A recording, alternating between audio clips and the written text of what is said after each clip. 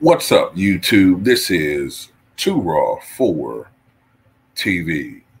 All right, so before I get into this video, I want to give a big shout out to the brother Zach Hankins for the donation to the channel via the Cash App. Much respect to you for showing love to Too Raw for TV. Long-time subscriber. Salute to you. So, look, man, everybody's getting on Donald Trump for his horrible performance at the, I guess it's called the National Black Journalists Association convention or conference or whatever the case may be. You know what I'm talking about. It was yesterday. It was held in Chicago, Illinois. And this was an attempt at former President Trump to reach out to black voters, the black community, but especially the black voters. And he blew it. He did. He blew it. Look, everybody saw the Sonia Massey video. Well, most people saw, especially those of you who are conscious and are voters, black voters.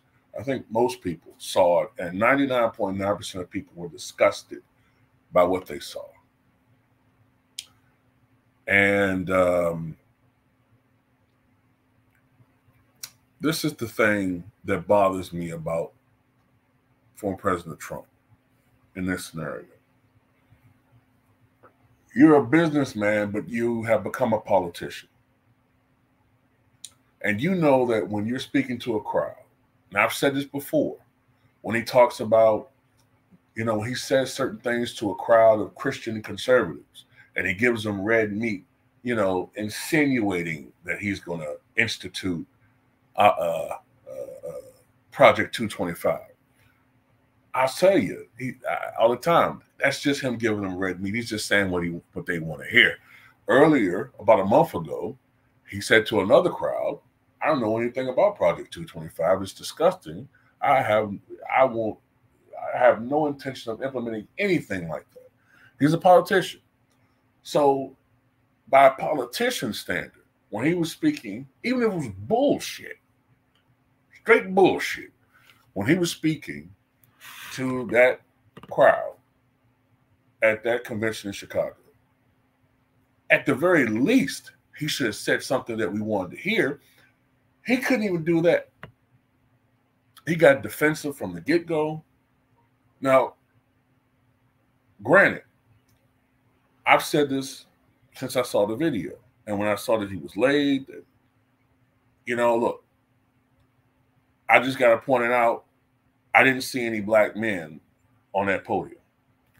Now, that right there should have been a sign that this was a bit of a setup, okay? This was a hit. This was a political hit. Unlike what happened on July 13th, this was a successful political hit. Not to make light of what happened in Butler, Pennsylvania, but you know what I mean. This was a successful political hit. Donald Trump took the bait, and I wouldn't be surprised if some of his black support has eroded a bit behind that. I mean, at the very least, just say you're disgusted by that tape, and that cop should be prosecuted, you know, for the full extent of the law. He couldn't even say that. He had to, well, I was bothered by what I saw. It didn't look good. You know, I don't know if this applies to that. Come on, man. Even Bill O'Reilly of all people is roasting Donald Trump behind this. So make no mistakes about it. He should be roasted. But something has to be said, though. Where was Kamala? Sure, Donald Trump is, we know what he is, right? But Kamala, the media's not going to put this out there. But why didn't you show up? I've always said this. Why in the hell do we as a community, we as a voting bloc who votes generally 85 to 95% Democratic, 5% and less vote Republican, why on earth do we expect more of the group we don't vote for than we do the vote that we do? Look, man, that's not just ass backwards. That's anal cavity, shitballs you know, that's anal cavity, feces incoming, way up the rectum backwards. You know what I'm saying? It doesn't make any sense. Why do you expect your enemy? Because let's be honest, most black people see Donald Trump as the enemy. Why do you expect something from him? It doesn't make any sense. That's the person who you want tangibles from. You expect something from somebody that shouldn't do. Do you know how this works, right? Like, the politician responds to the group that votes for him or her. If you don't vote for them, they're not going to do jack for you. So why do we expect more from a person that we don't vote for?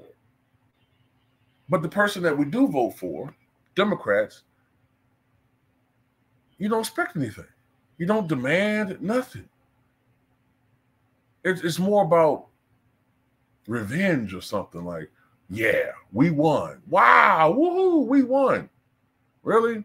I think the only group that wins is the top 1%, the top 5%, the elites, the bourgeois class, old money and nouveau riche. That's who wins. Those people living in the gated communities, the special interest groups, you know, they're the ones who win. The rest of us, it just make us feel good. Yeah, we got the first this, and we got the first black this, and first black woman, and yeah, it makes you feel good. But what good does it do if that same person who you put in that position is only doing things for everybody else in the apple cart?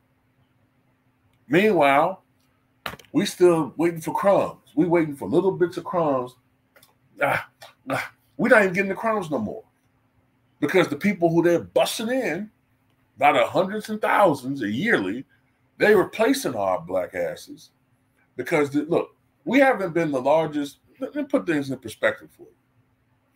We haven't been the largest minority since 2000. We're in 2024.